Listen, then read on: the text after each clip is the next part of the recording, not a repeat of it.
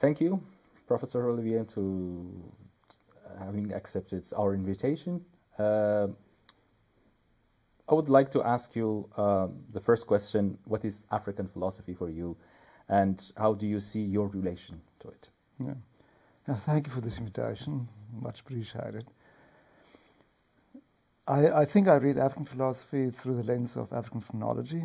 That means I think a lot of African philosophers basically do something like African phenomenology, which does not mean that all African phenomenologists or African philosophers are phenomenologists. It just means that I think most of them, if you read the text in African philosophy, are focused on the experience of, on black experience, the experience of black people in Africa, as related to other experiences of other black people worldwide. And that experience of slavery, or reflection of the experience of slavery, apartheid, colonialism. So these are the three big topics, I think, which I take from Mbembe. So from that point of view, I think African philosophy is very much dealing with a theme of African phenomenology, a reflection on particular experiences. And from there, of course, develop particular topics. And I guess that the typical topic for African philosophy is the question of identity, community, which does not mean that I say all African philosophy is all about that. Mm-hmm. But I'd like to speak about African philosophy from that perspective. Mm-hmm. Mm-hmm. And what about your relation as a phenomenologist, as a philosopher, to this experience? Is this kind of experience that you share, or it is for you rather something that has been thematized by African philosophers, and you have I can say, a look from outside, if it's... Yeah, no, I appreciate that question, because it helps me to make quite early the disclaimer, personal disclaimer. Mm-hmm. I'm a white person, as you can see, a white male. Mm-hmm. That means I'm privileged by the very structures which oppress black people and gave them the experience I was referring to. The structures of slavery, colonialism, of apartheid, racism, and of course, adjacent to it, sexism, and the other isms as well, as you will know. So my personal relationship is one that comes with a strong sense of positionality. Mm-hmm. So my question for a long time was, should I do this at all? I'm South African, I'm born in South Africa, so I experienced it from a white perspective, how black people suffered. And although I have a strong sense of solidarity, the question is, am I entitled to do this? Can I really analyze black experience if I have not experienced it? It's a bigger question. I can't have black consciousness because I have not suffered like the blacks have. But I'm there where they suffered, and they encourage me to keep analyzing it. So I think it's a sense of solidarity. It's a concept that Mbogomore uses, working on the same topic. I'm writing a book on African phenomenology. I've edited a book, Phenomenology in Africa, in the African context. My black colleagues really encouraged me not to stop doing it, but to keep going. So with this encouragement, very often, I do it, but very humbly and very, very careful about my positionality.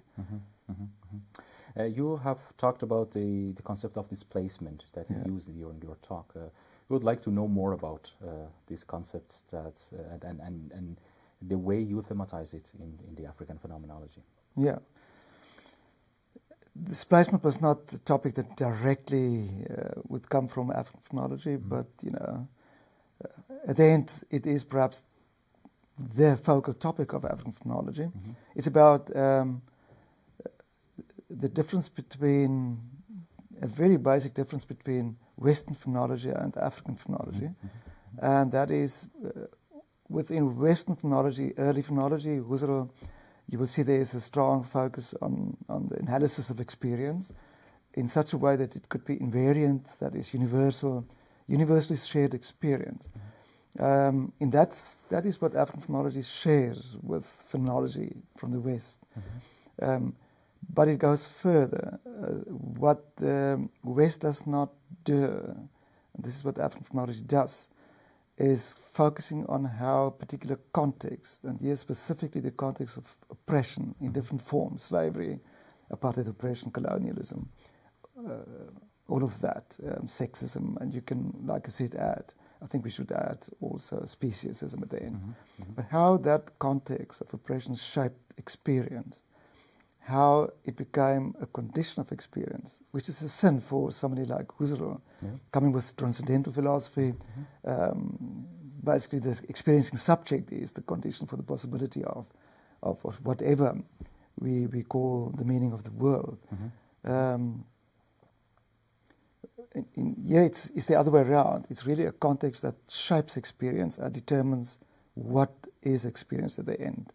So it's inverting the subject. It's not the subject that is a transcendental possibility of experience. It's the other way around. It becomes the context that shapes and enables the subject to experience. But here's a little further distinction. You could argue that African Western philosophers do the same. Didn't Heidegger speak about being in the world? And you have others as well. The issue of place. It's a strong concept that many phenomenologists worked on. Schultz, the social world shaping experience. There are two differences really, and they are quite decisive. The one is that if Western philosophers speak about experience and about a context, in that sense, that life world is mostly not quite shared by black African philosophers. It's a sense of marginalization that comes in there. Somebody like Cyril Quebran would accuse even Gadamer and Levinas of not including the white world, and it slips out in what they've written. And I come to the focal point. There's another difference. It's not about exclusion only. It's about the issue of displacement. And it has a positive connection and a negative one. Displacement most basically positively mean enabling an enabling condition. Negatively it means a disenabling condition.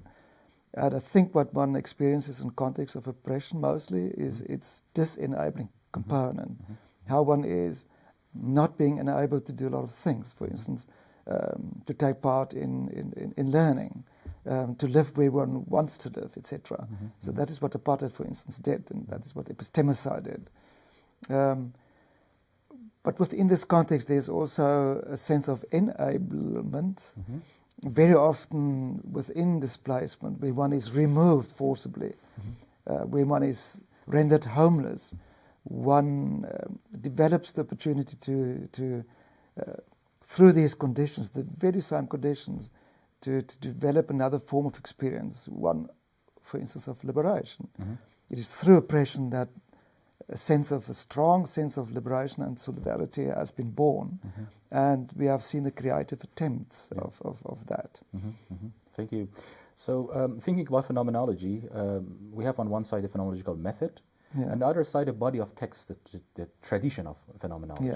So my question concerns both aspects. So I would like to know how do you deal with the phenomenological method in the African phenomenology, and on the other side about the philosophers themselves, European phenomenologists. I can imagine that some of them are more inspiring for African phenomenology rather than the others. I would like to know more about that, if you could elaborate. Let me start with the second part, the history. You will find that most African philosophers, African phenomenologists, have made use of, I'm saying carefully, made use of, that means not replicated, Western phenomenologists. So Huntonye used once again Husserl. Cyril Quebran read Heidegger very carefully. And More did a lot of work on Sartre, Jean-Paul Sartre. And Maboko More is not well known for that, but he's an excellent Sartre interpret. And so you can go on. Mbembe work referred to all of them, to Heidegger as well, for instance. And there's, of course, Masola. Masola did extensive work on Husserl and also Heidegger. But you'll find in them, and some will say it very explicitly, Cyril Quebran will tell you, Masola will tell you, who else said that? More will say it very explicitly. it's not a question of applying. It's a question of being influenced, of really using them, as Sir Abraham would say, for his very own purposes. So Sir Abraham would say, how could you use a Nazi, such as self-proclaimed Nazi, some would say, such as Heidegger, to do work for African philosophy? And we say that's the part that should be seriously bracketed. But in the bracketing, let's look at what Heidegger can do for us. There are a lot of analysis that could help us. That means analysis of experience. So you don't work with application model, you work with an influence model. And that now brings me to the methodology, of course, because it means that you look at what phenomenology, as it has been done by some philosophers, what it can do to analyze experience within a particular context. That means in a context where you take experience seriously. And there, I think they merge a lot of methods. So some phenomenologists would concentrate on interpretation. Heidegger would that, for instance, Gadamer, if you call him a phenomenologist. You'll find that others would concentrate on the context in the world, being in the world. And there are different kind of methods. There are more semantic analysis, etc., neuroscientific analysis by more contemporary phenomenologists. And I think African phenomenologists are interesting in the sense that they really make use of different contextual interpretations of what the seminal experience, seminal structures of experience are, by looking at context. So it's actually a very strong sense of, and I come to the last point here, to what methodology means. I think it ends up being a critical phenomenology in the sense that there is a constant reflection, a critical self-reflection on the basic assumptions any phenomenologist takes, and how the assumptions influence us. So there's a strong reflection on dispositionality. On the one hand, as a black philosopher, who am I as a black philosopher? In what context do I live? If I do neurophilosophy, what kind of methodology will I be enabled to use, etc. On the other hand, a white philosopher like me, how should I confine my study? What can I say? My own method would be very much to take very seriously the text of African phenomenologists and bring to the fore what they say. So I do not really develop any African phenomenology. I try to make them speak for themselves in the book I'm writing now and in the anthology that we have done. So this is my own methodological positionality, to be very self-critical about where I start and where I should stop, because I should concentrate on what African philosophers who suffered because of the experience they analyze will say. So before coming to the Centre for African Phenomenology, if you have found that, I would like to ask a last question concerning this methodology and phenomenology. If I understood you well, it's not about the application of phenomenology in a new context. It is about, we can say, so a deterritorialization of phenomenology, because the fundamental questions of phenomenology could be reconsidered. For example, the way Husserl, for example, understands history. So crisis, and later on Vienna lecture should be reconsidered, should be so confronted with critical questions, as it was the case. Pauline Hontunji participated in a conference on Keizo articles, and he had a critical confrontation with these lectures of Husserl. And so if it is true that it is about the deterritorialization of phenomenology, there are certain experiences you have talked about. I would like to know more about these. I call them phenomena, forms of phenomena that are specific in African phenomenology. If we can say that is through the thematization of these phenomena that African phenomenology involves in a critical confrontation, or we can say reconsideration, new interpretation of phenomenology. How could you just give us some examples? Suffering, repression, colonization, and if we continue, are we dealing only with these kinds of phenomena, or we can also talk about, for example, just giving an example, the experience of community or communality, which is it could be different in African societies. Right. Yeah. It's a good, complicated question, many layers there. Let me start with saying that I think there's a very strong sense, ironically, a very strong sense of methodology from the outset. And here's the reason. In African philosophy, I think a focal topic is the tension between particulars and universals. Exactly. And Antonio works on that, as you will know. And in a sense, I call Viridu a phenomenologist himself, because he's working with it as well at Masora, and so he can carry on. So how far can we talk about universals? Especially if we take a particular philosopher such as Husserl seriously and say the transcendental subject was structures, was assumptions we analyze. If such a philosophy is actually claiming a kind of universality that remains very particular, in, for instance, his crisis work, it looks like Husserl is a very sad moment in Husserl's work. It looks like he's claiming that the universality there is something reserved for Europe. Montaigne complains about that, and others as well, rightly so. But even there, I think within the African philosophical context, there's a very strong sense of cultural particularism. And you can basically say that African philosophy is divided a little bit between the universalists and the particularists. You know? You have Viridu, Jeche, on the one hand, perhaps analytic African philosophers. On the other hand, you have Serekweber and More and Untonye, for instance. I do think that this division is bridged by African phenomenologists very nicely. I call it an analytic African phenomenology, because they concentrate really both on methodology and conceptual analysis, but also within a life context.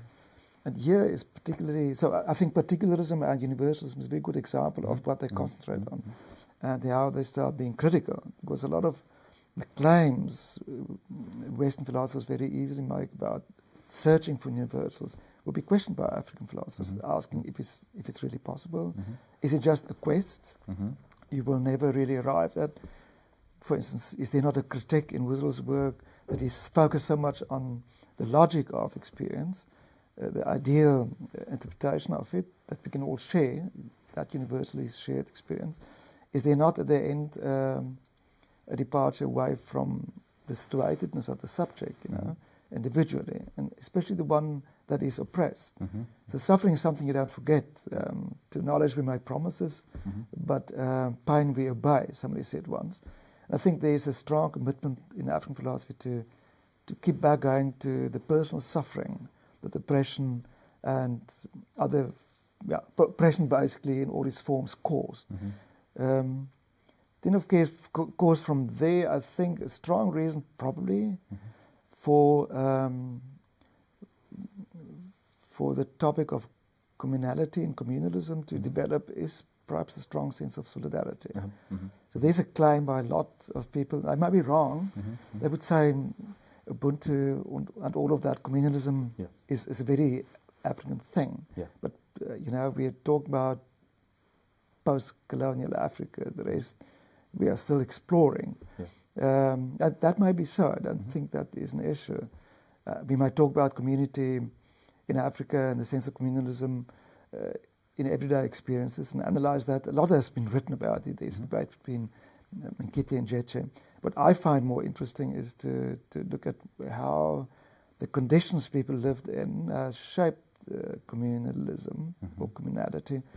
They speak about communitarianism as communalism very often to concentrate on the fact that we're not talking about a big community where people are impersonata. We're talking about a very personal community. And I think a strong sense is that it's coming from particular conditions shaped by it. Of course, my take is from the perspective of displacement. So I'm looking at that dynamics, and others might look at it in a very different way. Okay. So you have founded a Centre for Phenomenology, African Phenomenology, and you are one of the active members of this centre. I would like to know more about the centre itself. Yeah, I'm happy to do that. The history start with being with going to Fort Hare So I had a postdoc and got a lecturer position at University of Fort Hare. Before that, I was here in Germany. And there was a strong sense at that stage, frustration personally to do something with the academy. And I ended up being there. And in this place, Fort Hare, it came very early. Basically, the very first day, what am I doing in this place? So I remember the day that I was walking there, feeling like a white missionary. It's a black historical university. The campus, the main campus was mainly black. The other one was more diverse, so to say. And I remember the day that I walked there, I tripped over a root. And now, when I walked there, the students were sitting around. They laughed. I was wondering why they would laugh, and I thought, wow, the missionaries on this, why I should actually just go back.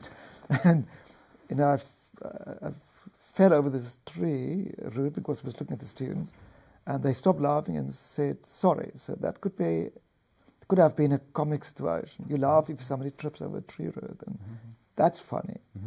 And I realized there's something going on here, and that made me really start about what am I doing here. And this was just the beginning. It was an entry. And I realized they were not laughing about me. It was, we're sorry. They said, we're sorry. And it was taken in. I started focusing on what it means to be in a particular place very much. Bruce Jans visited me at that stage. And we spoke about place. I was very surprised to hear that he was speaking about place, because that was the topic I was thinking about the whole time. And I started writing about it later. I responded to some of his work later. And I developed the concept of displacement coming from that concept. Realizing that not only I was displaced, most people living here have a strong sense of displacement. So the question was what to do with this. Just teaching at Fort Hare was not enough. So there was no colloquium going on like you have at university. So I started the colloquium, and then the idea was to start with a kind of conference setting. And I started with the Wild Coast Philosophy Conference. The Wild Coast is out there in South Africa, beautiful coast, and the idea was to have a symposium with wild ideas, different ideas, coming from the context, from the conditions. And that started in 2011, actually in a house in 2010. And a year later, I was speaking to other colleagues. The Centre for Phenomenology in South Africa was launched. I was the main founder, and Raphael Winkler did it together with me. And that was, since then, it has been an annual conference going on with a number of publications. At the same time, the Wild Coast Philosophy Symposium also had an annual meeting. So we have basically from there 2 different conferences going on. Over the years, I developed a sense of discomfort about how the Centre for Phenomenology in South Africa was running. I had the sense that it was just phenomenology in South Africa. So randomly we had phenomenological themes that was not strongly related to African philosophy. And the whole political development happened. I will not speak about that. But let me come to the point where it happened. At a conference last year, Existence in Crisis,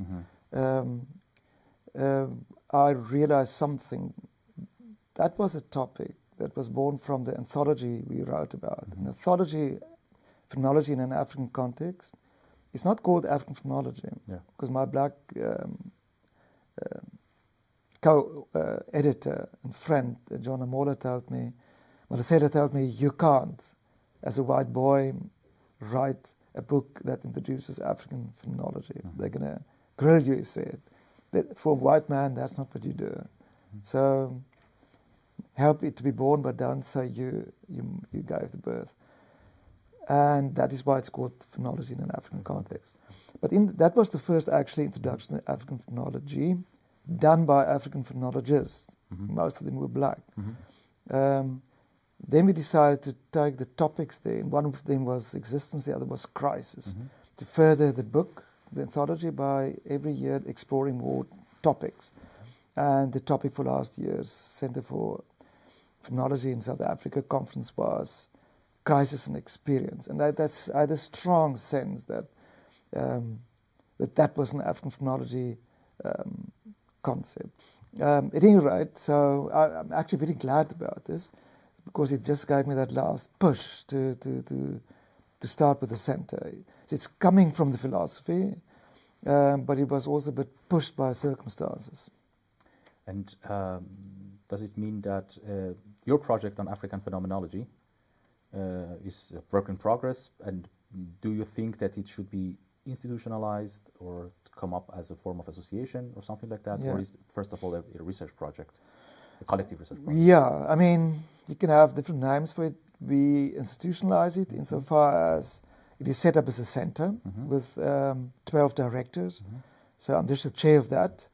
And you will find on our website the names. You will also find what it's about. So what I've just said the whole time is out there in a very succinct way.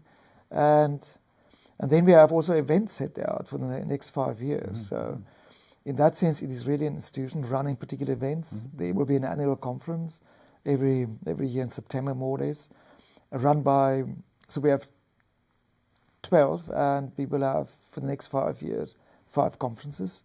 The 2 co-founders, Marcelo, John Amora, and me, will kind of overlook things. We're not supposed to organize conferences. So the 10 other directors work together in teams of 2, and they will offer from within their institutions conferences, which is a good thing because it's institutionalized in a temporal way and funded in a better way, because they will pull resources from the universities. And they're spread out in the country.